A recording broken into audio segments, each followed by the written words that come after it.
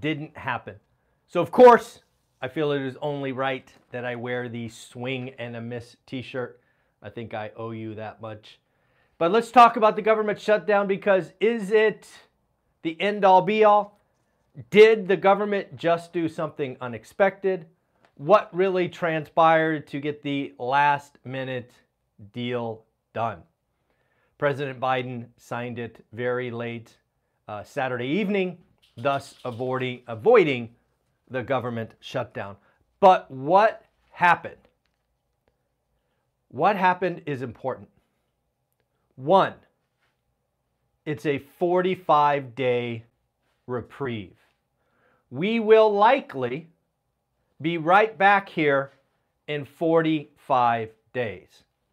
Of course, like always, I hope I am wrong. But hasn't the government shown us their willingness to take things up to the last minute? I think the answer is yes.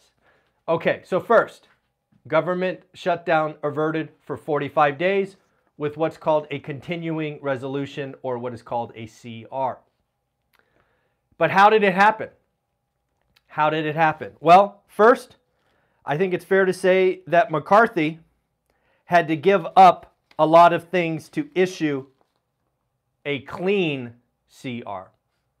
Things that were dropped, that were paramount to his negotiation, were more drastic spending cuts, dropped. Funding the wall, dropped. Money for Ukraine, dropped. Basically, the CR, 45 days, was continue as usual. And then I believe they topped up FEMA to support the disasters in Hawaii and other places. So net, it was a clean CR. No additional spending cuts, no funding for the wall, and no money for Ukraine. And again, 45 days. How did it go down? I think this is important. How did it go down? What I mean by that is who voted for this to get through. It's interesting. We actually had what I would argue is a bipartisan approval. We had 209 Democrats vote yes. We had 126 Republicans. So McCarthy's a Republican. And with the CR, the continuing resolution, more Democrats approved it than Republicans. Interesting. Will that continue? Has Congress learned to work together? Will we see more bipartisan approvals going forward?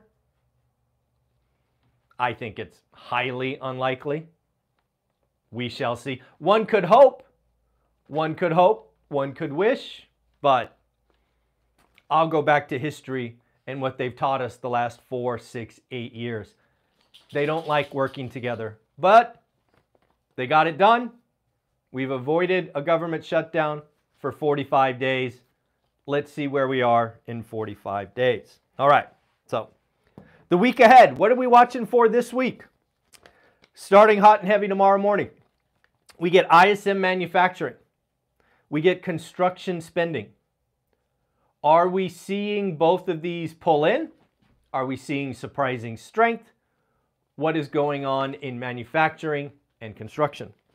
Tuesday, often called the JOLTS report or job openings. What is going on with job openings? Are we still under 9 million? What is going on with the quit rate? What is going on in the job market? Wednesday, we will get the ADP report.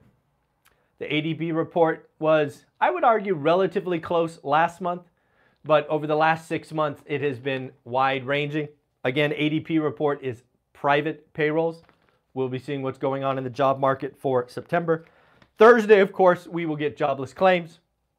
Weekly jobless claims. Are we still bouncing around the low 200s? And then finally, the big number of the week, how many jobs were created in September? What is the unemployment rate? Of course, we also get consumer credit. So again, a wild week ahead of us, lots of stuff going on. Something else I failed to mention, I am now calling a recession Obviously, I got the Q2 23 recession wrong. Clearly, I've owned that. I am now thinking that the recession will start Q1 of 2024. I believe the momentum coming out of Q3 will carry us to a slightly positive Q4, and then the real pain starts in Q1. So my new recession call, I'm finally making it. I made it yesterday on X or Twitter, but I'm sharing it with you now. I do believe it starts Q1 of 24, and we will see where it goes from here. Something I saw on Instagram, I wish I would have written the page down. I think it was @success is where I saw this. There are 6 things that success demands of you. 1, hard work. In any endeavor, whether it's health, relationships, yes, even real estate, it takes hard work. It's not luck. It's not luck. Number 2, patience. Patience. I have said many times that my wealth formula is only 3 steps, but step number 3 is it takes 10 years. You need 10 years to have buying assets, cash flow, all of these things to work in your favor. It takes patience. 3, it takes sacrifice. I know sacrifice is a 4-letter word. It's not, but go with me. It's something we don't want to do.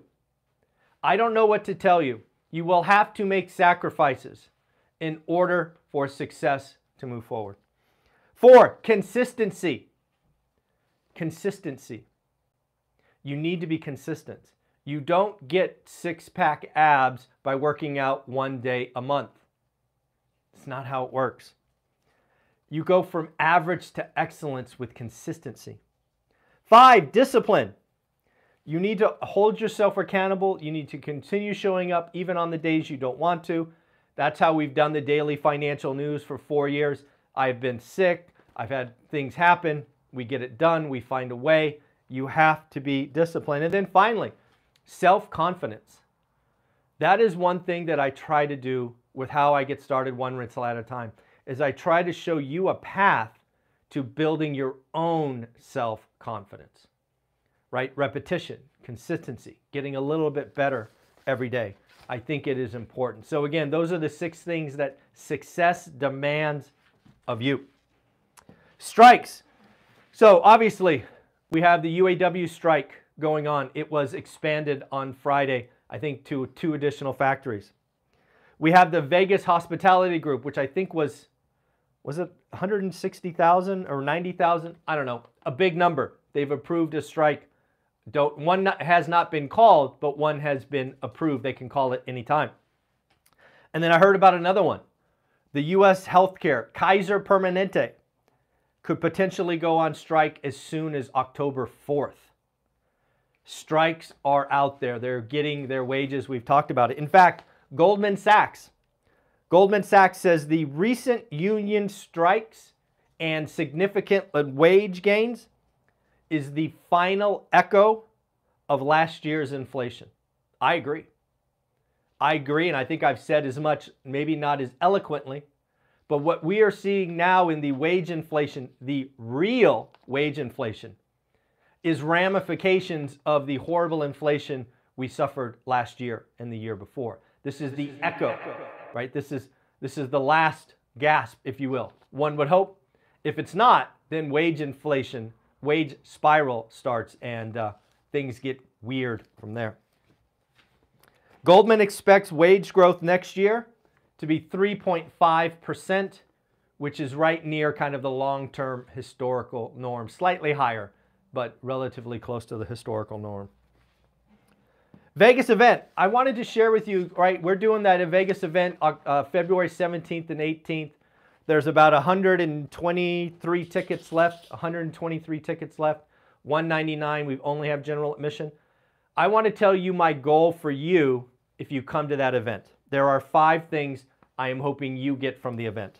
1, I am hoping one of the millionaire conversations that you have, right, we're going to have, I think, 12 or 13 speakers, is life-changing in a positive way.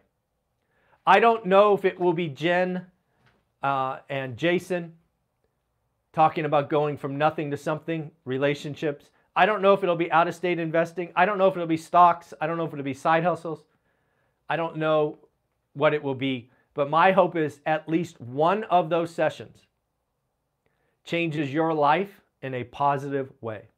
Number 2, I am hoping you make 5 new friends. One Rental at a Time is a community of doers. You guys do the work. People coming to this event are doing the work. I hope you find 5 new friends that are in your network, that you communicate with, you talk with, and you all move forward together. Number 3, I hope you take 10 pages of notes. You're going to get speeches from 12, 13 millionaires. But again, remember, 80% of the content that we will do for 2 days is driven by the audience. You or someone else in the audience are going to be asking questions, and hopefully you take 10 pages of notes. Number 4, I hope the event creates 20 plus memories, pictures. I hope there are things that occur in those 2 days that you will remember from years to come in a positive way.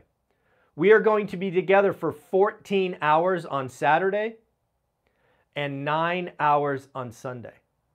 It's going to be a lot of time to say hi, to make networks, to ask questions, to just be around roughly 300 people that are really trying to make a difference.